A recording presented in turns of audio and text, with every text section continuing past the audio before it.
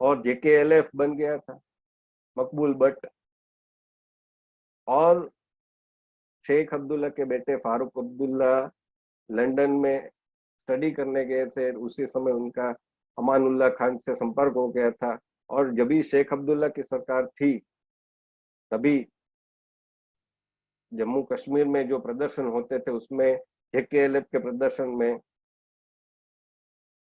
फारूक अब्दुल्ला भी शामिल होते थे। और अभी तो एक तस्वीर भी सामने आई है कि वो एक ही थाली में खाना खा रहे हैं, और वो आज भी मतलब खुला घूम रहे हैं। महबूबा मुफ्ती को फिर भी नजर कैद किया जाता है, लेकिन फारूक अब्दुल्ला, उमर अब्दुल्ला को क्यों नरेंद्र मोदी सरकार भी खुलेआम छोड़ रही है? कांग्रेस ने तो गलती की, आप क्यों गलती कर रहे हैं? क्योंकि आज भी 2-3 दिन पहले बिहार के 2 श्रमिकों की हत्या हो गई, इससे पहले भी हुई थी, दो कुछ एक महीने के पहले। तो ये तो क्रम चालू ही है। कश्मीर फाइल दिखाने से आप ये नहीं कह सकते कि उस समय कांग्रेस ने जो किया था तो कांग्रेस दोषी है। आज क्या हो रहा है? आज के लिए कौन जिम्मेदार होगा?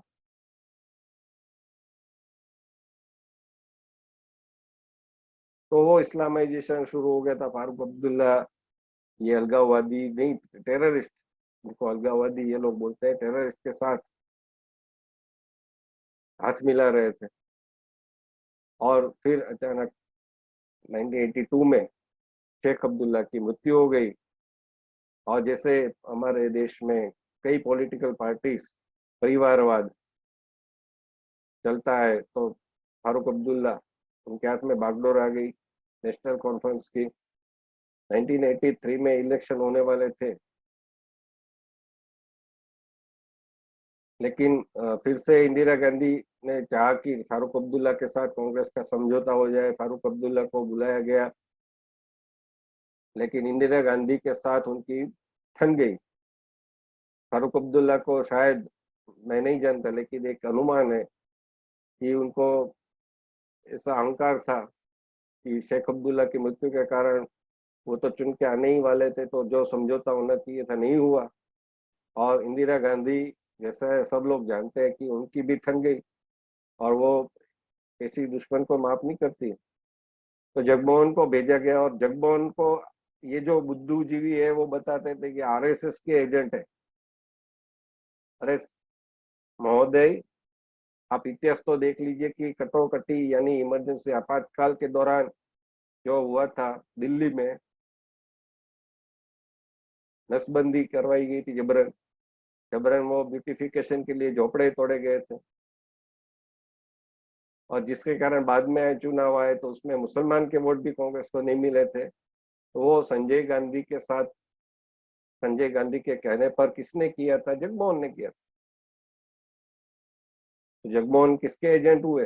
एजेंट, एजेंट नहीं कहा जा सकता, लेकिन एजेंट कहना है तो इंदिरा जी ने उनको भेजा ना राज्यपाल के तौर पर। और उनको एक मैंडेट भी था अनऑफिशियल कि फारूक अब्दुल्ला को हटाना है। तो फारूक अब्दुल्ला के बहनोई ने विद्रोह कर दिया, और फिर वो सरकार बन गई कांग्रेस के समर्थन से। उस समय यहाँ पर पंजाब में खालिस्तान आतंकवादियों का भी चल पड़ा था। उसमें भी जर्नैल सिंह को, खुशवंत सिंह ने लिखा है शायद कि जर्नैल सिंह को खड़ा करने वाले भी संजय गांधी ही थे, यानी कि कांग्रेस। और वो जब आउट ऑफ कंट्रोल हो गए तो उसको खत्म करने के लिए सुवर्ण मंदिर में सेना भेजी गई, और उसके कारण खालिस्तान का मामला और भड़क गया। और ये सब इसलिए हुआ कि उनको अकाली दल, और उस समय बीजेपी का नाम था जनसंघ, उसकी सरकार हटानी थी। तो इसके कारण जो टेररिज्म, एक खालिस्तान टेररिज्म पाकिस्तान के समर्थन से हो गया। तो ये फारूक अब्दुल्ला की गवर्नमेंट थी कश्मीर में, वो विधिवत ये खालिस्तानी टेररिस्ट को सपोर्ट कर रही थी। और जो भिंडरान वाले है उसके साथ उनकी तस्वीर भी आजकल सोशल मीडिया पर वायरल हुई है। में पाकिस्तान जिंदाबाद, खालिस्तान जिंदाबाद ऐसे नारे भी सड़क पर लगाए जाते थे। तो उस समय भी आपके पास समय था, आप जीत जाते। पंजाब और कश्मीर इतना सुलग था नहीं, लेकिन आप तो नहीं जागे, क्योंकि फारूक अब्दुल्ला और शेख अब्दुल्ला के साथ क्या आपकी दोस्ती थी, पारिवारिक दोस्ती नेहरू से चली आ रही थी और इंदिरा से आगे राजीव गांधी तक जाने वाली थी। क्योंकि जब भी इंदिरा जी की यही खालिस्तानी आतंक के कारण उनके जो बॉडीगार्ड थे उन्होंने हत्या कर दी, उसके बाद राजीव गांधी, वो भी एक लोकतंत्र का अपमान था कि राजीव गांधी चुने हुए नहीं थे और उनको बनाया गया प्रधानमंत्री। चुनाव होने वाले थे और चुन के आगे, एक्सपीरियंस नहीं था। लेकिन एक्सपीरियंस नहीं होता तो आप, नरेंद्र मोदी के पास भी एक्सपीरियंस नहीं था, लेकिन आपको अभ्यास करना होता है, आपको सलाह लेनी होती है, अच्छे सलाहकार रखने पड़ते हैं, लेकिन वो नहीं हुआ। और बीच में 1987 में चुनाव आ गया, लेकिन चुनाव से पहले 1986 में भी बहुत बड़े पैमाने पर दंगे हुए थे कश्मीर में, और इसमें कश्मीर पंडितों का पलायन हुआ था, उनकी हत्या हुई थी। ये सब भी कांग्रेस की सरकार, फारूक अब्दुल्ला की सरकार, केंद्र में कांग्रेस की सरकार के समय ही हुआ था। तो इसमें कांग्रेस जो बुद्धिजीवी है वो क्या कहेंगे।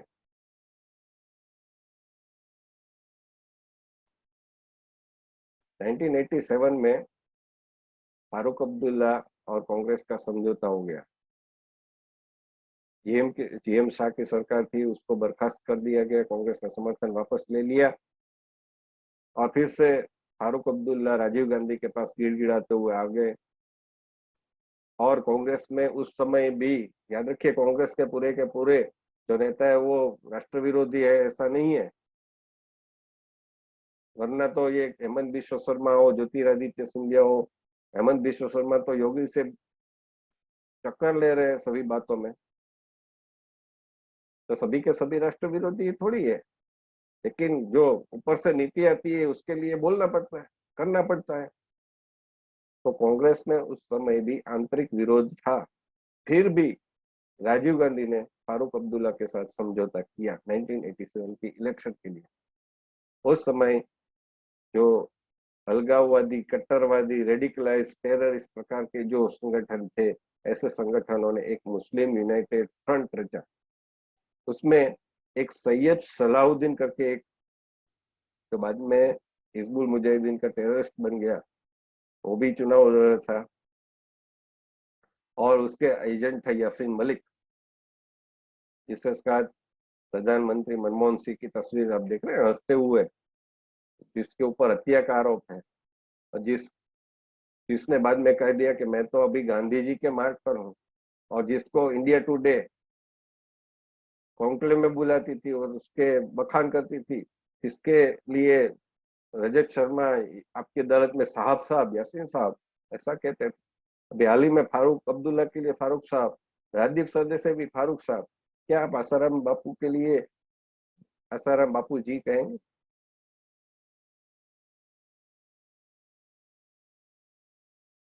आप पाकिस्तान से कोई भी गेस्ट होता है तो उस गेस्ट को साफ साफ पीछे लगाते हैं।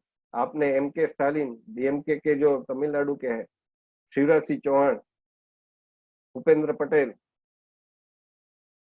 अशोक गहलोत, भूपेश बघेल आदि जो भारत के और प्रधान, सॉरी, चीफ मिनिस्टर है, मुख्यमंत्री है, उनके लिए कभी साहब का प्रयोग नहीं किया आपने, उसके नाम के पीछे साहब नहीं लगा। लेकिन आपका जो इंटरव्यू ऐसे फारूक अब्दुल्ला तो फारूक साहब, यासीन मलिक तो यासीन साहब, पाकिस्तान के कोई भी गेस्ट हो तो उसके पीछे साहब। ये आपके मन में जो मुगल और अंग्रेजों की दास्ता है वो अभी तक है। दास्ता मतलब गुलामी। बहुत ही बातें मैं कह रहा हूँ, आप समझिएगा। अंग्रेज गोरी चमड़ी यूरोप से, अमेरिका से कोई आता है, वो वहां का क्यों ना कोई छोटी मोटे पद पर ही हो, हम इम्प्रेस हो जाते हैं, हम अंग्रेजी बोलने लगते हैं। ऐसे ही मुगल जैसा कोई आ जाता है तो हम उर्दू बोलने लगते हैं। क्यों भाई, उसकी तुष्टिकरण क्यों करें? वो यहाँ का, भारत का है। और कई तो मैंने देखे कि कई मुस्लिम है, वो पसंद करते हैं गुजराती बोलना, अच्छी फराटेदार गुजराती बोलते हैं, हिंदी बोलते हैं, शुद्ध हिंदी बोलते हैं।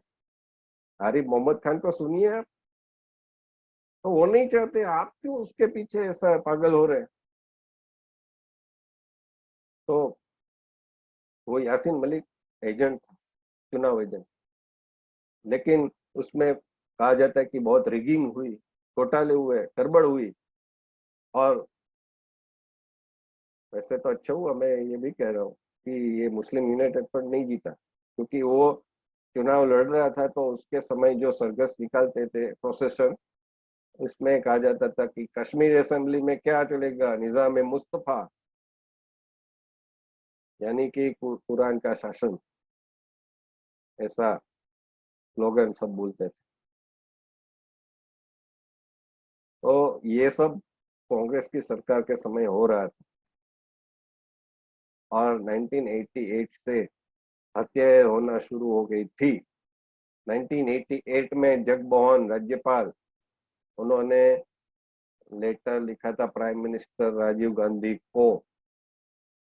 ये बोलते हैं कि 1990 में राज्यपाल जगमोहन थे, तो उसी समय उसकी कि फारूक अब्दुल्ला ने तो त्याग पत्र दे दिया था 18 जनवरी 1990 को। तो जगमोहन ने किया था, उस समय केंद्र में वीपीसी की सरकार थी, बीजेपी सपोर्टेड। तो ये सब तो दोष उनका है। लेकिन ये 1988 से, और इसके पहले मैंने जैसे इतिहास बताया, सब पहले से चला आ रहा। 1988 में तो विधिवत ऑफिशियल लेटर लिखा है जगमोहन ने। यही नहीं, अप्रैल 1989 उसमें वापस लेटर लिखा और राजीव गांधी को कड़े शब्दों में चेतावनी दी कि अब यदि आप अब भी नहीं जागे तो देर हो जाएगी। और वाकई देर हो गई। उस समय राजीव गांधी नहीं जागे, चुनाव आ रहे थे 1989 में, नवंबर में। और दूसरा मुद्दा ये भी था कि राजीव गांधी के सामने बोफोर्स के आरोप लगे रहे थे, तो राजीव गांधी अपनी उसमें उलझे हुए थे। लेकिन राजीव गांधी यदि अच्छे पॉलिटिशियन होते, क्योंकि बोफोर्स का तो फिर साबित नहीं हो पाया। और ये तो हमारे यहाँ ऐसा ही होता है कि आप आरोप कर दो, फिर साबित कुछ नहीं होता है। वात्रोची को भी यहाँ से भगा दिया गया, जैसे भोपाल त्रासदी में भी एंडरसन, वॉरेन एंडरसन को भगा दिया गया। तो यदि राजीव गांधी अच्छे पॉलिटिशियन होते तो वो क्या करते, वो पाकिस्तान पर सर्जिकल स्ट्राइक करते। कश्मीर को, कश्मीर में जो हो रहा था उसके खिलाफ फारूक अब्दुल्ला के विरुद्ध कड़े कड़े कदम उठाते, तो उनकी सरकार फिर से आ जाती चुनके। लेकिन उन्होंने ऐसा नहीं किया, फारूक अब्दुल्ला को बुरा लग जाएगा।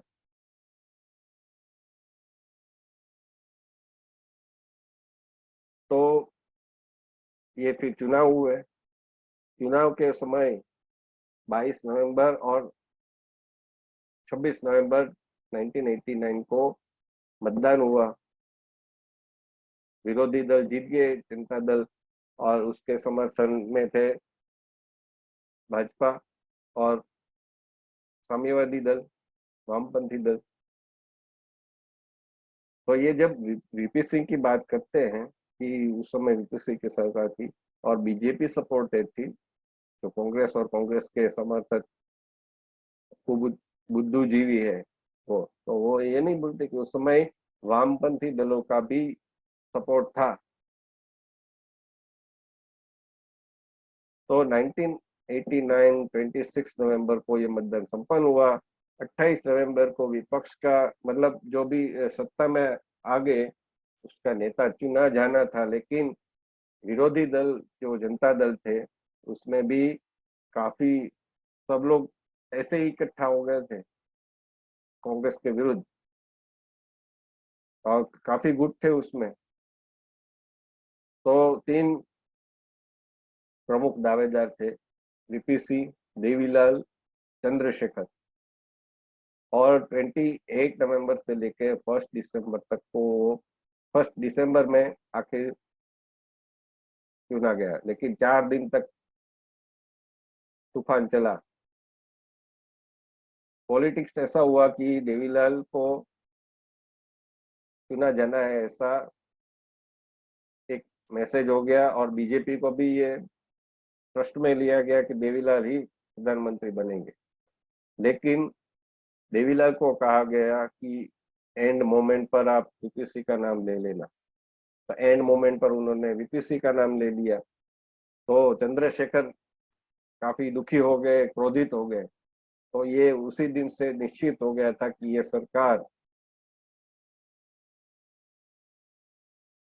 कितने दिन चलेगी वो पता नहीं था, लेकिन नहीं चलेगी ये पता था।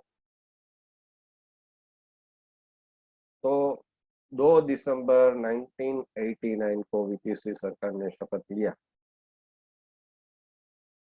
तो 19 नवंबर 1990, 19 जनवरी 1990, जब ये कश्मीरी पंडितों का, वो तो एक डेट है कि उसी दिन सब हुआ ऐसा नहीं है, लेकिन एक डेट पकड़ के चलते हैं। उसी डेट पर कश्मीरी पंडितों की हत्याएं हुई, रेप हुए, उनको वहां से निकाला गया। तो वीपीसी सरकार के पास कितना समय था? 1 महीने का। और ऐसा इस फिल्म में भी बोलते हैं ना, अभी ये नरेंद्र मोदी की गवर्नमेंट है ना, फिर भी सिस्टम उनका ही है, इकोसिस्टम। तो वैसे बट नेचुरल है कि इतने सालों तक, मतलब 1947 से बीच में 1977 का से लेके 1979 तक के 2 वर्ष छोड़ दीजिए, तो पूरे 1989 तक किसकी गवर्नमेंट थी? कांग्रेस की। तो इकोसिस्टम किसका होगा? कांग्रेस का। और मैंने पूरा इतिहास बता दिया कि कश्मीर में क्या हो रहा था।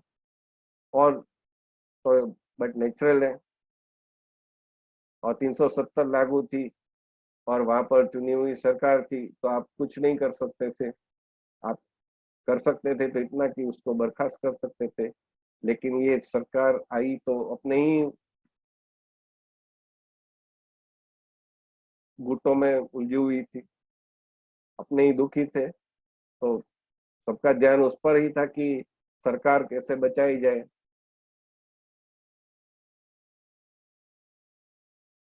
तो 8 दिसंबर 1989 को मुफ्ती मोहम्मद सईद की बेटी रूबिया सईद अगवा हो गई।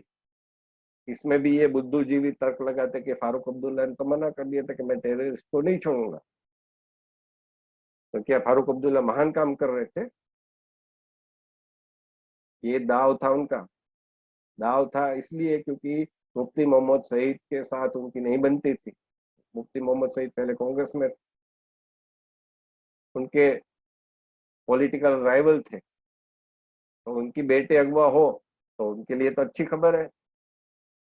तो ज्यादा से ज्यादा वो अगवा रहे उसमें तो उनकी खुशी होगी। उन्होंने छोड़ने से मना कर दिया। तो ये कई कोई इसमें ये नहीं था लॉजिक। इससे पहले शेख अब्दुल्ला 30 और Farooq Abdullah Congress supported government 70 terrorist को छोड़ चुकी थी। तो फारूक अब्दुल्ला सही में महान होते, राष्ट्रवादी होते, देश प्रेमी होते, भारत के पक्ष में होते, तो उसी समय क्यों 70 टेररिस्ट को छोड़ दिया? उससे पहले शेख अब्दुल्ला ने क्यों 30 टेररिस्ट को छोड़ दिया था? तो ये तो एक चाल थी मुफ्ती मोहम्मद सईद की बेटी को अगवा उसमें से निकाल ना सके, इसलिए ये सब अपने साम साम आमने सामने चाल चल रहे। तो वीपीसी की सरकार ने आदेश दिया कि छोड़ना ही होगा, छोड़ा गया। ये भी गलती हुई। फिर अरुण नेहरू और उनके साथ मुफ्ती मोहम्मद सईद, इसमें बीजेपी का कोई रोल नहीं था। उन्होंने जगमोहन के लिए रेकमेंड किया क्योंकि वो रह चुके थे अच्छी तरह से। उन्होंने बीच में जब जीएम शाह की सरकार नहीं थी तो अच्छी तरह से 6 महीने डेवलपमेंट किया था, लोकप्रिय थे मुसलमानों में भी। ये भी एक कुप्रचार है कि मुसलमान के विरोधी थे वो। जगमोहन को वापस भेजने का निर्णय हुआ जनवरी में। लेकिन फारूक अब्दुल्ला, ऐसा कोई ऑफिशियल मेरे पास नहीं है, लेकिन ऐसी बात है कि राजीव गांधी को मिलने फारूक अब्दुल्ला आए थे, उनको बुलाया गया था, वो स्वयं आए थे। लेकिन उस मीटिंग में ऐसी बात की गई कि राजीव गांधी ने सलाह दी कि फारूक अब्दुल्ला आप रिजाइन कर दीजिए, क्योंकि पूरा इकोसिस्टम, वही सूचना तंत्र उनको तो करती होगी ना, बात करती होगी ना, तो सब पता था। और इसमें ऐसे हालात हो जाएं जैसे इस नई सरकार को कंट्रोल करने के लिए मुश्किल हो जाए, तो फारूक अब्दुल्ला ने 18 जनवरी 1990 को त्याग पत्र दे दिया। लेकिन त्याग पत्र देने से पहले उन्होंने पुलिस के ऊपर चिलम चिल्ली की, जैसे उनकी आदत है। तो अभी राजदीप सरदेसाई को भी इंटरव्यू दे रहे थे तो उसको, उसके मुंह पर कोई ग्लानि का भाव नहीं था। वो तो गुस्से से भरे हुए ऐसे कड़क भाषा में बोल रहे हैं। उनकी यही है खासियत। तो पुलिस, ये सब डॉक्यूमेंट है ना, मैं अपना घर का नहीं बोल रहा हूँ। पुलिस को उन्होंने सूचना दी कि आप कुछ नहीं कर रहे हैं, तो पुलिस से उनके सजेशन मांगे गए, सुझाव मांगे गए। पुलिस ने कहा कि हम रेड करते हैं, तो बोला कि जो भी आपके मन में आए वो कीजिए। यही मैं जो जैसा बोल रहा था वैसे ही वो बोले होंगे, क्योंकि उनका यही लहजा है, स्टाइल है। और उनको मालूम था कि मैं तो त्याग पत्र दे रहा हूँ, तो जो भी जिम्मा आएगा वो जगमोहन के ऊपर आएगा। तो पुलिस ने रेड की। और दूसरी तरफ चोर को बोलो चोरी करे और साहूकार को बोलो जगते रहो, ऐसा मामला था। तो दूसरी तरफ अपने ही पार्टी के कार्यकर्ताओं के पास उसका विरोध करवाया। तो जगमोहन की छवि पहले से ही खराब करने की शुरुआत कर दी।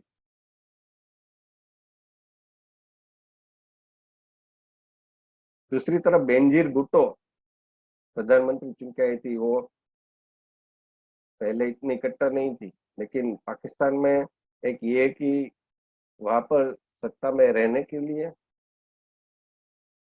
या फिर सत्ता में चुन के आने के लिए कट्टर होना पड़ता है, भारत विरोधी होना पड़ता है, कश्मीर को सपोर्ट देना पड़ता है। भारत में उल्टा है।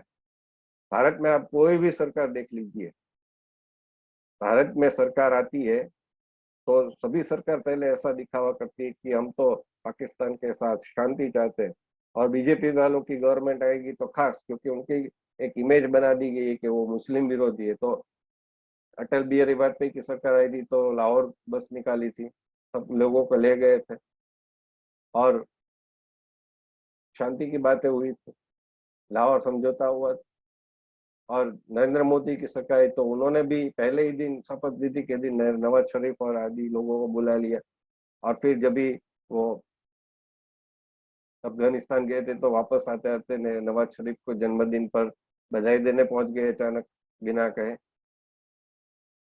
तो ये सब भारत सरकार, भारत में जो सरकार होती है उनको साबित करना पड़ता है कि नहीं, हम तो पाकिस्तान के साथ शांति चाहते हैं, हम तो कश्मीर में शांति चाहते हैं और हम आपसे बातचीत करना चाहते हैं। तो ऐसा क्यों?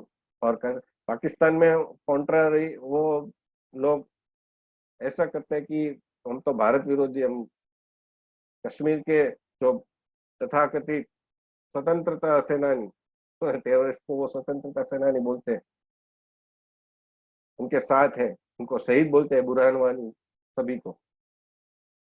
तो बेनजीर भुट्टो भी जगमोहन के विरुद्ध प्रचार कर रही थी। उनका ये टीवी पर जो भी भाषण है वो यूट्यूब में है अवेलेबल, और कश्मीर फाइल में भी दिखाया गया है उसका अंश।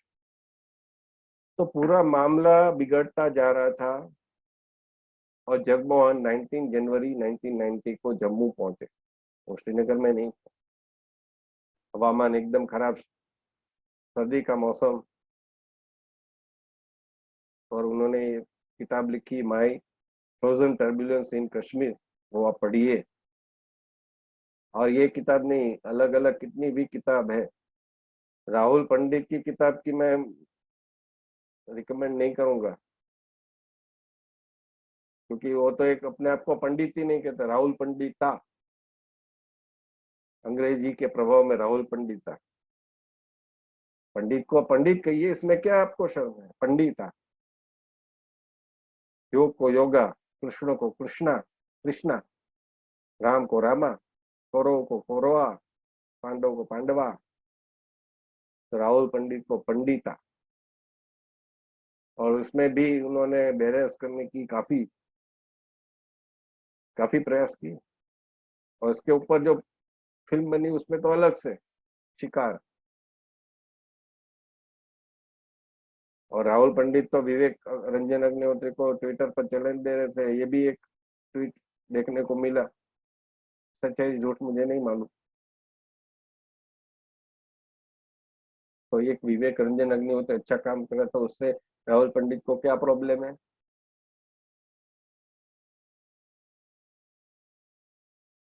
तो बेनजीर भुट्टो खैर उगल रही थी। जगमोहन अभी अपना कार्यभार संभालने वाले थे। 19 जनवरी 1990 को फारूक अब्दुल्ला त्याग पत्र दे चुके थे। कोई था ही नहीं, किससे पूछे, कौन जिम्मेदारी ले, कौन आगे आके काम करे। और पुलिस में पूरे उनके टेररिस्ट सपोर्टेड लोग थे।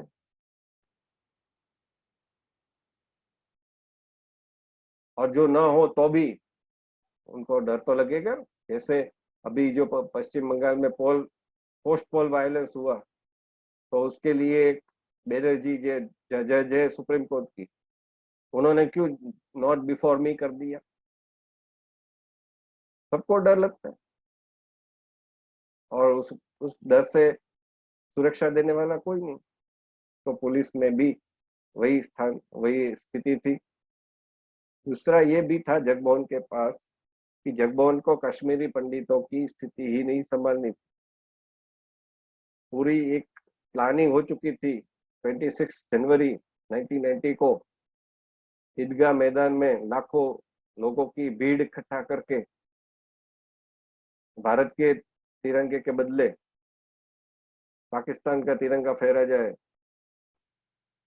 और वहां पर तो जैसे कश्मीर फाइल में दिखाया गया, वैसे ही छोटे मोटे कारोबारी पाकिस्तान की करेंसी में करने लगे व्यापार।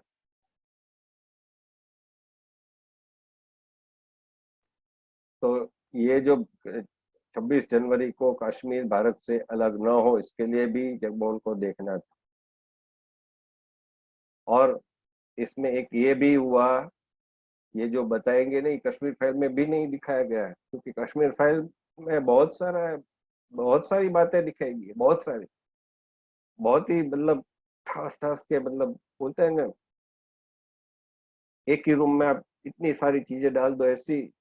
उसमें बहुत अच्छी तरीके से, हालांकि उसका अच्छी तरीके से उन्होंने किया कि ऐसे नहीं लगे कि इतनी सारी चीजें हमारे ऊपर थोप दी गई। बहुत ही वेल ऑर्गेनाइज वे में उन्होंने बताया। लेकिन काफी कुछ बातें जो नहीं बताई गई है। ये 26 जनवरी को स्वतंत्रता घोषित करने वाले थे टेररिस्ट, और इसके लिए पुलिस में रिवोल्ट कराने की साजिश थी।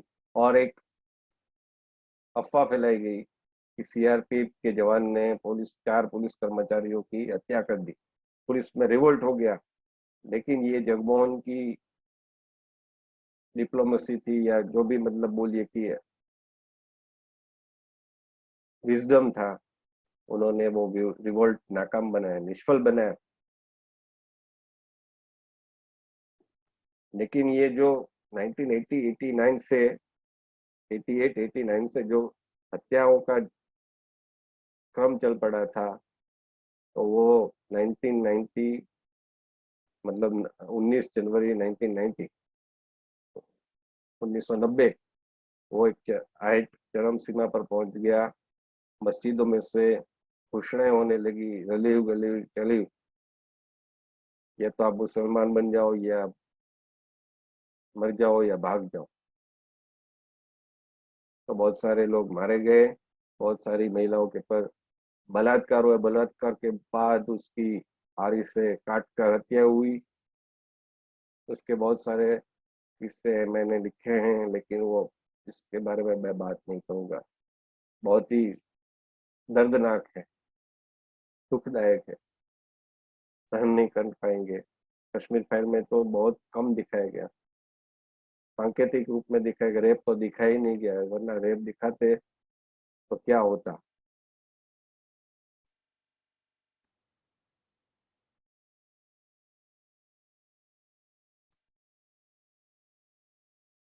तो जगमोहन के पास ये था, और जगमोहन ने एक ये किया कि 26 जनवरी को जो अलग रूप से देश घोषित होने वाला था कश्मीर, उसको बचा लिया। इसके बजाय जगमोहन को ये यश देने के बजाय उसके ऊपर दोषारोपण करो। लेकिन फिर जगमोहन के विरुद्ध इतनी वो हुई कि वीपी सिंह ने उनको वापस बुला लिया। तो एक प्रश्न ये भी आता है कि जगमोहन तो इंदिरा गांधी के समय भी थे, राजीव गांधी के समय में भी थे 1989। तो ऐसा क्या हुआ कि 1990 उसमें जगमोहन को वापस भेज दिया गया? तो इसका कारण ये था कि जुलाई 1989 उसमें जगमोहन की जो टर्म थी वो कंप्लीट हो रही थी एज ए गवर्नर। तो राजीव गांधी यदि चाहते, ये भी बात कोई नहीं बताएगा, राजीव गांधी चाहते तो उनकी टर्म एक्सटेंड कर सकते थे। लेकिन उनको बोला गया कि आपकी जरूरत हमें दिल्ली में है, आपसे इलेक्शन लड़वाना है, तो आप इधर आ जाइए। तो दूसरे किसी को, कृष्ण राव या ऐसा कुछ नाम है, जनरल कृष्ण राव, उनको भेज दिया गया। यदि उस टाइम पर जगमोहन होते तो 18 जनवरी 1990 को फारूक अब्दुल्ला का त्याग पत्र हुआ, तो उस टाइम पर जगमोहन होते तो क्या डिफरेंस होता? इतना सारा नहीं होता। हालांकि जगमोहन के पास भी सीमित सत्ताएं थी, 370 होने के कारण, चुनी हुई सरकार होने के कारण, और केंद्र में से राजीव गांधी, वीपी सिंह ऐसे लोगों के पूरे के पूरे समर्थन न होने के कारण।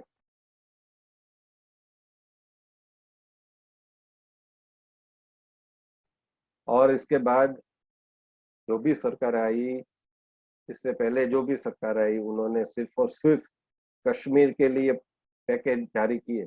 कश्मीरी पंडितों जो जम्मू में बहुत ही खराब स्थिति में इतने सारे लोगों के बीच एक या दो टॉयलेट बिछी, और जो लोग एकदम ठंडी में रहे, सर्दी में रहे, उनको गर्मी में रहना पड़े, टमाटर या दूसरी चीजें राशन में मिले, जो उनके बाग हुआ करते थे सेब और उनके। और मैं तो ये कहूंगा कि अटल बिहारी वाजपेयी ने भी गोधरा के बाद जो दंगे हुए उसमें गुजरात आए, तो उन्होंने कहा कि ये राष्ट्रीय शर्म है और India has lost the face.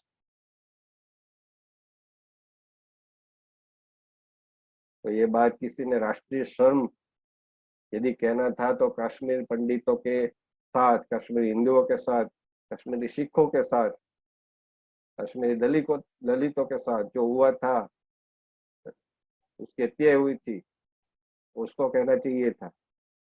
राष्ट्रीय शर्म न केवल सरकारों के लिए है कश्मीर पंडित के संदर्भ में, बल्कि बरखा दत्त आदि सभी जर्नलिस्टों, आज की तारीख में भी आप देखिए कश्मीर फाइल का मुद्दा हुआ है, तो कितने लोगों ने इसको उठाया। हाँ, फिल्म सफल होने के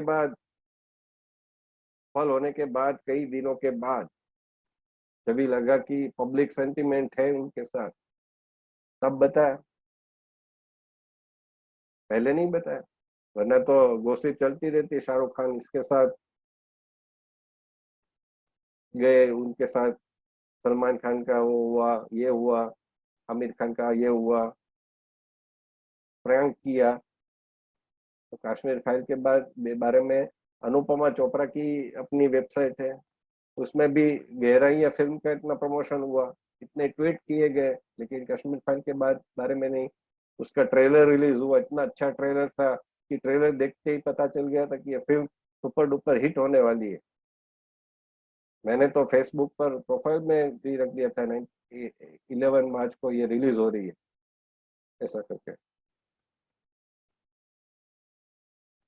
तो ये नहीं लिखा, तो आज भी यही चल रहा है। आज भी कैराना में जो हो रहा है, गुजरात में, सूरत में, भरूच में, वाराई सिद्धपुर के पास गांव है, भावनगर में,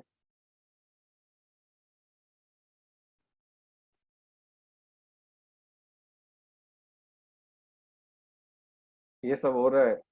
कश्मीर फाइल की रिलीज को थिएटर गुजरात में बीजेपी की गवर्नमेंट है, तो भी शुरुआत के दिनों में थिएटर या तो उसका कम शो रखते थे, या फिर पोस्टर नहीं लगाते थे ताकि पता नहीं चले, या तो फिर ऑनलाइन बुकिंग नहीं करते थे, या फिर ऑनलाइन बुकिंग हो जाती थी तो ऑडियो में कुछ टेक्निकल खराबी रख देते थे, या आधा पार्ट काट देते थे, या उसके शो के टाइमिंग हर दिन बदलते रहते थे। ऐसी बदमाशियां गुजरात में बीजेपी गवर्नमेंट होने के बाद, केंद्र में बीजेपी गवर्नमेंट होने के बाद, नरेंद्र मोदी के गुजरात में ऐसा हुआ।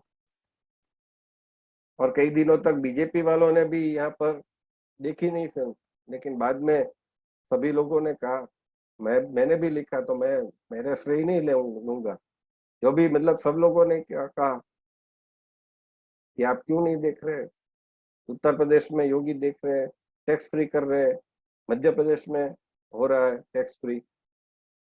तो यहाँ तो हिंदुत्व का आप बोलते हैं कि हिंदुत्व की लेबोरेटरी, आपने देखा नहीं, उस दिन की बात है शुरुआत। तो ये गुजरात में भी हो रहा है, पूरी हर जगह हो रहा है। ये फिल्म देखने के बाद उत्तर प्रदेश में कुशवाही नगर या कुछ ऐसा नाम है, तो जो देख के आ रहे थे उसके ऊपर हमला हो गया। महाराष्ट्र में नासिक में ये फिल्म देखने गई उस हिंदू महिलाओं युवतियों को भगवा रंग के दुपट्टा उतार दिए देने के लिए पुलिस ने बोला, उनको डर था कि ये प्रदर्शन हो सकता है, लेकिन हिजाब का मामला था तो इनका अलग रवैया होता है। तो ये सब आज की तारीख में भी हो रहा है। तो उस टाइम पर तो उनकी सरकार थी जम्मू कश्मीर, तो राष्ट्रीय शर्म किसके लिए है? राष्ट्रीय शर्म ये गुजरात के बाद हुए दंगे का बोल सकते हैं, लेकिन उसमें सिर्फ मुसलमान नहीं मरे, हिंदू भी मरे। जैसे आप बोलते हैं ना कि कश्मीर में कश्मीर पंडित ही नहीं मरे, कश्मीर मुसलमान भी मरे, लेकिन 19 जनवरी 1990 को उस समय मुसलमान नहीं मरे थे, उसमें मुसलमानों को 110 उसका पलायन नहीं करना पड़ा। तो अपने ही देश में शरणार्थी, शरणार्थी भी नहीं, मैं बोलता नहीं, शरणार्थी तो बाहर से विदेश से आते हैं, उसको शरणार्थी बोला जाता है। मैं तो निराश्रित बोलूंगा, लाचार बोलूंगा, विवश बोलूंगा, निसहाय बोलूंगा। ऐसी स्थिति आ गई।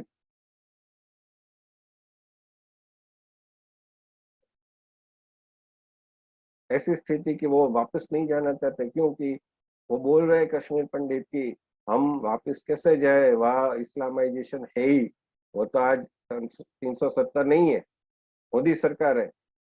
वो डरे हुए हैं, या फिर वो जानते हैं कि क्या हालत होगी उनकी, लेकिन वो सरकार नहीं रहेगी तब हमारी क्या स्थिति होगी? कौन हमारे पास आके रहेगा, कौन हमको मदद करेगा? तो ये स्थिति आज भी है भारत में। और मैं ये एंड पॉइंट बता रहा हूँ, इसके बाद मैं ये वीडियो समाप्त करूंगा, क्योंकि बहुत सारी बातें हो सकती है। क्योंकि ये कश्मीर का मामला नहीं है, कश्मीर से शुरू हुआ 1947 से। और जब भी 1971 में उनको पता चल गया पाकिस्तान वालों को कि हम सीधे युद्ध में नहीं जीत सकते, तो उसके बाद उन्होंने प्रॉक्सी वॉर चालू किया टेररिज्म के द्वारा। और ये पाकिस्तान कैसे बना वो भी आप सोचिएगा। ये पाकिस्तान की मानसिकता उत्तर प्रदेश के देवबंद और अलीगढ़ मुस्लिम यूनिवर्सिटी से शुरू हुई थी। और ये मानसिकता क्यों समाप्त नहीं हो रही है? क्यों मस्जिदों में जो भाषण दिए जाते हैं उसको ट्रांसपेरेंट बना के उसको यूट्यूब पे डालिए। स्वामीनारायण संत के तो बहुत, उसमें तो सब लोग विरोध भी करते हैं, लेकिन मस्जिद में भाषण होते हैं तो क्या होते हैं? और क्यों जुम्मे की, अक्सर ऐसा होता है कि जुम्मे की जो नमाज होती है उसके बाद कई बार जो विरोध होता है वो विरोध हिंसा में बदल जाता है। तो उत्तर प्रदेश और ये जो कश्मीर में जो टेररिस्ट थे वो काफी उत्तर प्रदेश में भी ट्रेनिंग ले रहे थे। और दूसरा कि उत्तर प्रदेश के जो इमाम मुल्ला थे वो भी वहां पर जाकर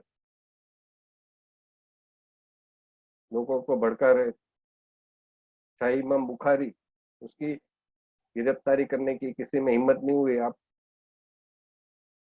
ये धर्म संसद वाले लोगों की, नरसिंहानंद सरस्वती या जो भी नाम है, उनकी तो गिरफ्तारी कर सकते हैं और एक भी हिंदू उसकी प्रोटेस्ट में नहीं आएगा हिंसा करने की। लेकिन आप में किसी में हिम्मत नहीं है कि शाही इमाम बुखारी की आपने गिरफ्तारी करी। वो कहते थे कि मैं आईएसआई एजेंट हूँ, जो भी करना है कर लो। किसी में हिम्मत नहीं थी। मौलाना साद कहाँ है जो 2020 में तबलीगी जमात का आयोजन किया था, उसकी गिरफ्तारी क्यों नहीं हुई? तो ये किसी में हिम्मत नहीं है अभी भी।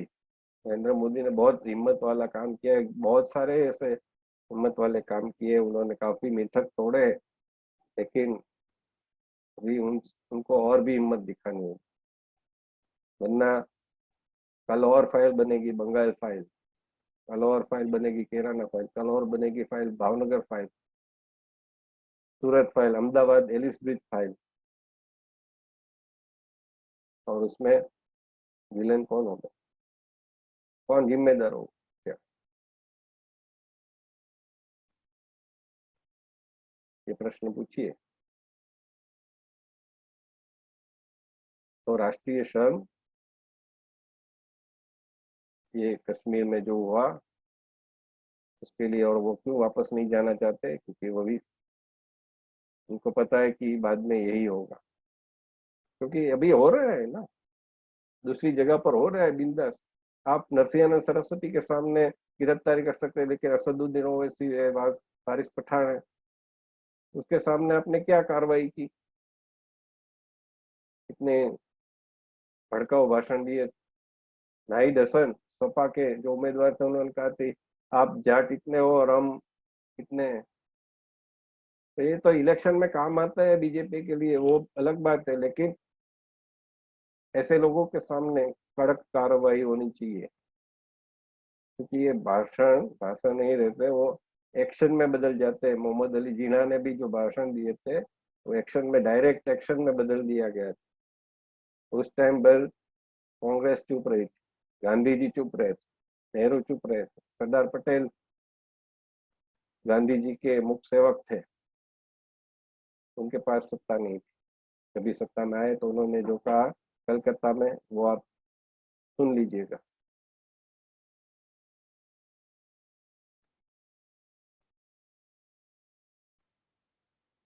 तो ये था कश्मीर का सच। में और बातें हो सकती है, लेकिन ये ओवरडोज हो जाएगा और इतना सच पचाना भी। और इसमें मैं लास्ट में बोल रहा था कि मैं एंड पॉइंट ये करूंगा। तो एक विजय सजवाल करके कश्मीर पंडित थे, उन्होंने न्यूयॉर्क टाइम्स, जो कि आज हम देखते हैं कोरोना काल में या फिर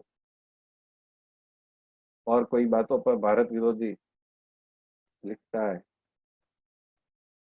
उसको इसके एडिटर को लेटर लिखा था कि कश्मीर में हिंदुओं पर अत्याचार हो रहे हैं, तो उसके एडिटर जो भी रहेंगे होंगे, उन्होंने क्या जवाब दिया मालूम है? You can not be serious. हिंदुओं के देश में, मतलब हिंदू बहुमत बहुल देश में हिंदुओं के ऊपर अत्याचार हो, ये हमको मानने में ही नहीं आ रहा है।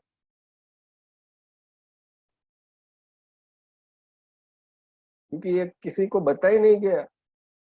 बताया गया कि कश्मीर में मुसलमानों के ऊपर अत्याचार हो रहे, अरुंधति रॉय हो, निवेदिता मेनन हो, कन्हैया कुमार, ये सब लोगों ने, और जो टेररिस्ट थे यासीन मलिक जैसे सेपरेटिस्ट, सैयद जो गिलानी, शबीर शाह आदि को जमाई जैसी, दामाद जैसी सभी सरकारों ने, इंक्लूडिंग वाजपेयी सरकार, वो इंडियन पासपोर्ट में कहीं पे जा सकते थे, मेडिकल ट्रीटमेंट करा सकते थे, उनकी उनके जो संतान थी वो विदेश में पढ़ती थी। तो ये क्यों चला?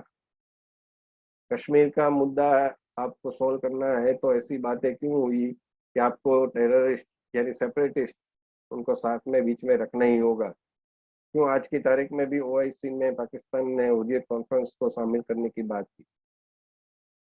ऐसे लोगों को क्यों खुला छोड़ दिया गया? निवेदिता मेनन, और मैं तो ऐसे लोगों को टेररिस्ट के इक्वल ही मानता हूँ, जो एक वातावरण बनाते हैं। ऐसे प्राध्यापक आपके आसपास होंगे, राजकीय विश्लेषक, राजनीतिक विश्लेषक,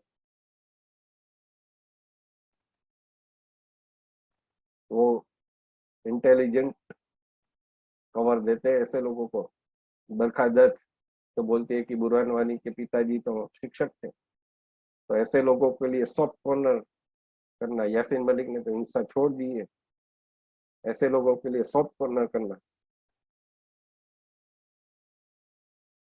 तो ये सब विजय संजवाल ने जो लिखा, तो न्यूयॉर्क टाइम्स के एडिटर ने माना ही नहीं। आज भी कई लोग नहीं पचा पा रहे हैं सत्य। केजरीवाल जैसे लोग की झूठी बातें हैं, इतना हुआ ही नहीं, और ये तो मुसलमान के विरुद्ध है, मुसलमान के विरुद्ध नहीं है। क्योंकि मैं मानता हूँ कि एक तरफ हिंदू और एक तरफ मुसलमान, मतलब हिंदू और मुसलमान है जो देशभक्त है, वो दूसरी तरफ कट्टर मुस्लिम और सेक्युलर हिंदू है, जो मानते हैं कि कश्मीर के ऊपर भारत ने इलीगल ऑक्यूपेशन किया हुआ है।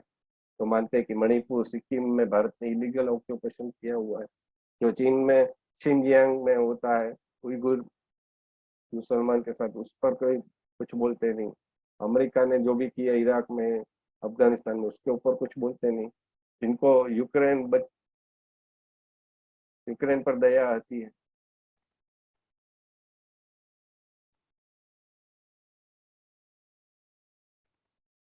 जिनको हिजाब का मुद्दा बड़ा लगता है लेकिन लव जिहाद नहीं लगता है बड़ा। हालांकि ये क्रूरता तो उसमें बहुत सारी होती है।